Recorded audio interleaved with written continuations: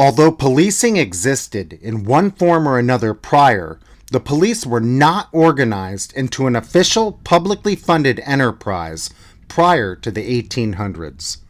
Slave patrols from the 1700s were formed from militia and military personnel to enforce slavery, capture escaped slaves, and oftentimes used to force free blacks into slavery.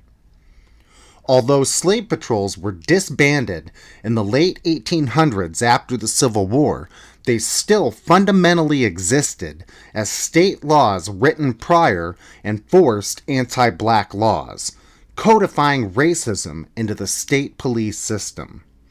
The police of this time and the Ku Klux Klan terrorized and continued the practices of the former slave patrols. 100 years later, the racism of the police hadn't changed all that much. For example, on March 7, 1965, police attacked a large crowd of civil rights demonstrators marching through the streets of Selma, Alabama. This event became known as Bloody Sunday. This was not the first or last time the police would violently attack black people standing up for their right to equality and dignity. Currently, police agencies around the country are working to protect fascist organizers and are working together with fascists to unmask and dox anti-fascists, putting anti-fascists at risk of violence from white supremacists.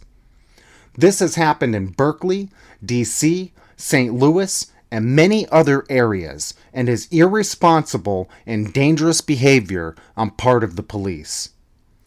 Using anti-Klan legislation to arrest anti-fascists wearing masks is an ironic and horrific use of the law. The police, who should be serving and protecting the public from violent, genocidal racists, are instead organizing with them and using the full force of the law to protect them.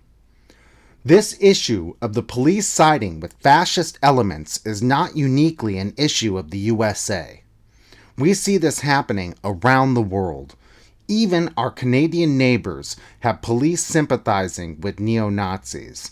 Here, 2 Canadian police officers pose with white nationalist mayoral candidate Faith Goldy. The police, from their inception to the current state, have organized and defended white supremacy.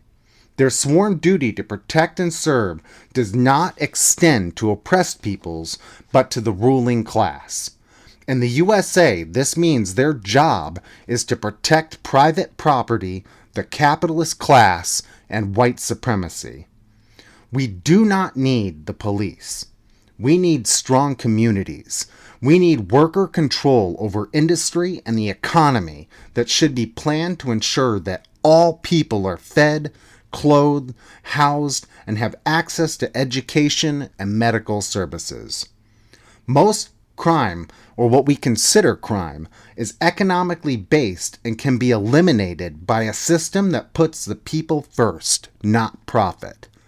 As we shift from a culture and system of greed and exploitation, other crimes too will diminish as the root cause of these crimes is eliminated. We can do better. We must do better. Thank you so much for listening. Please give this video a thumbs up, comment below, subscribe to the channel, and share this with your social media networks.